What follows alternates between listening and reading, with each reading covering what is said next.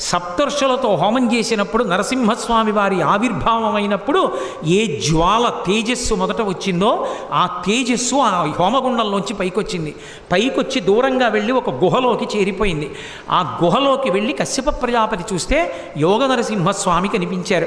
యోగ నరసింహస్వామిని ఆయనే కశ్యప ప్రజాపతే మొదటి పూజ చేసి ప్రతిష్ఠ చేశారు. వేదగిరి అంటారు. ఆ వేదగిరి యందు వెలిసి ఉంది. అలాగే మనకి తూర్పుగోదావరి జిల్లాలో కూతవేటు దూరంలో కోరుకొండ అంటారు. లక్ష్మీనృసింహస్వామి అక్కడ స్వయంభూగా వెలిశారు. అలాగే మనకి హైదరాబాద్ దగ్గరలో యాదగిరి అని చెప్పి ఒక క్షేత్రం, యాదగిరి నృసింహుడని, అక్కడ ఉన్నటువంటి నరసింహస్వామి ప్రసన్న నరసింహస్వామి. ఆ నరసింహస్వామిని యాదర్శి అనబడేటటువంటి ఒక ఋషి తపస్సు చేస్తే వెలిసినటువంటి స్వామి కాబట్టి ఆ ఋషి పేరు మీదుగా కొండకి యాదగిరి అని పేరు వచ్చింది. ఆంధ్రదేశంలో నరసింహోపాసనం చాలా విశేషం.